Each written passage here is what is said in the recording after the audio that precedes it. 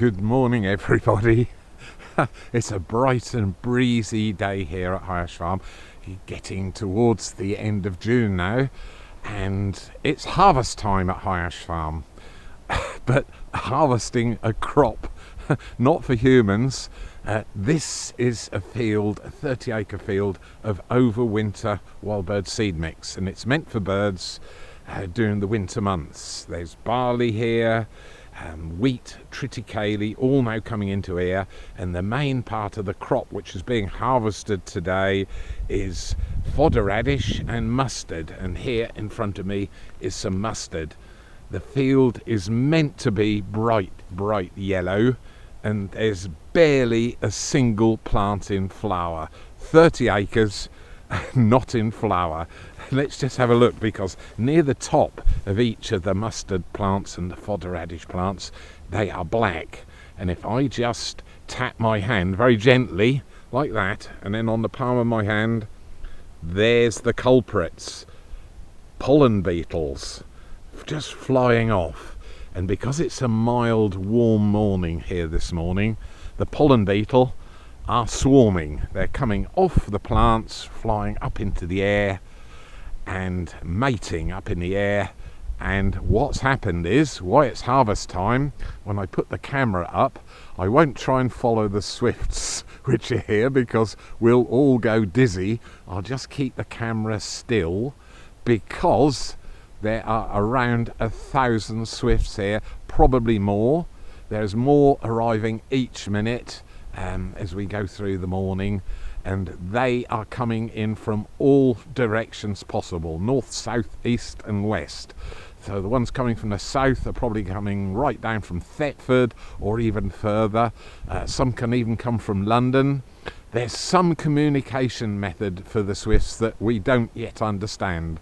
They're able to locate food sources and come from a huge distance to harvest them, and that's what's happening here. This is one of the most unusual crops probably in the United Kingdom, because I purposely put fodder radish and mustard in, and there's no insecticides at all on this crop, so it is being absolutely slaughtered by the pollen beetle.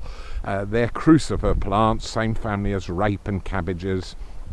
The pollen beetles are burrowing into the bottom of each little plant petal and stealing the pollen and nectar before the flower has a chance to actually open. That's why it looks like this. I am being almost bombarded by swifts. If I hold the camera still, and you can see this, I hope, there's just a blur of swifts, our most aerial bird in the world, and it is totally delightful. It's one of the most rewarding crops that I grow. Not financially, you understand, because this crop's for birds. Just look at them. They're just flying around crazily. How there's no crashes, I do not know. Fantastic sort of sooty black birds, sickle wings, torpedo-shaped body, really unusual for the most aerial bird in the world. It kind of defies flying through the air 24/7 almost, because blunt at the front and then torpedo-shaped, gradually tapers to the rear end, and hardly any tail feathers. The feet are tucked well inside the feathers, tiny feet. Unusual feet as well for a bird. Most birds have 3 toes facing forwards, 1 toe facing backwards. Woodpeckers 2 forwards and 2 backwards. And swifts all 4 feet facing forwards with sharp claws on. And I'm just a dazzling display above my head. It's impossible to capture them on the camera, so I'll hold it still and just let the swifts fly past. But they're all around me, in front, behind, beside me, just thousands. Impossible to count now, because a lot more have just arrived. Some will come from the north of the county, in fact quite up into Lincolnshire and places like that, and they will fly to come to this crop. It's one of the magic moments in the natural world.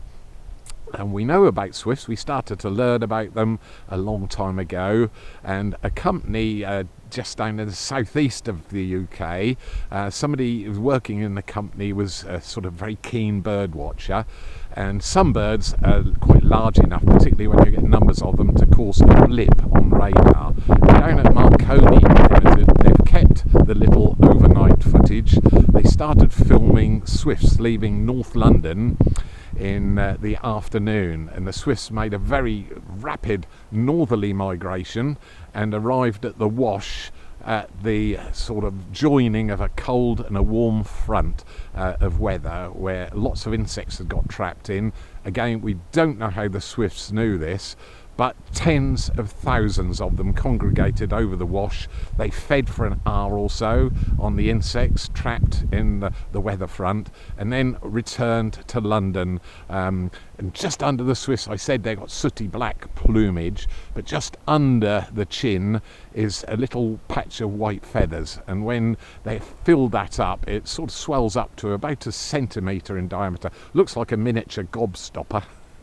And that's full of a kind of food ball which they'll take back to the nest. And when they nest for the first time, that's perhaps the first time they've touched anything solid in their lives. From the moment they leave the nest, they lead an aerial existence, eating, sleeping, mating, drinking, and if they can, on the wing as well. So a completely aerial lifestyle, and it is just, I mean, I have to talk, otherwise my mouth would be wide open watching this display in front of me. It's truly amazing. So there we are, the most aerial bird in the world, feeding on this special crop grown for them here at the farm. It will be harvested properly by birds later in the year, overwinter wild bird seed mix we call it. And so it's a huge privilege to actually put the mustard and the fodder radish in, especially for these birds at this time of the year. They'll be here feeding on this crop for about 2 weeks. It's well worth a visit. It's right in the centre of High Ash Farm. You have to choose the right weather. In cold days, then the swifts seem to disappear. They'll fly round the back of a weather front, perhaps go down to the Mediterranean, and although they've got chicks in the nest, and then they'll fly back here when the weather warms up again. And the chicks, normal bird chicks, would be well dead by being left for 2 or even 3 days. And swift chicks, when they hatch out of those little spherical white eggs under people's roofs, they hatch out in about 18 days or so, and they're in a nest for 4 weeks or even 5 weeks, and then they'll fledge. And those little chicks have this special trick, it's called torpor, and they can reduce their metabolism hugely and survive being left by the parents. And there, the whole flock has moved right behind me now. There's just a few swifts left in front, but I won't turn around, otherwise we'll all go dizzy trying to watch them. And they're actually feeding right behind me now.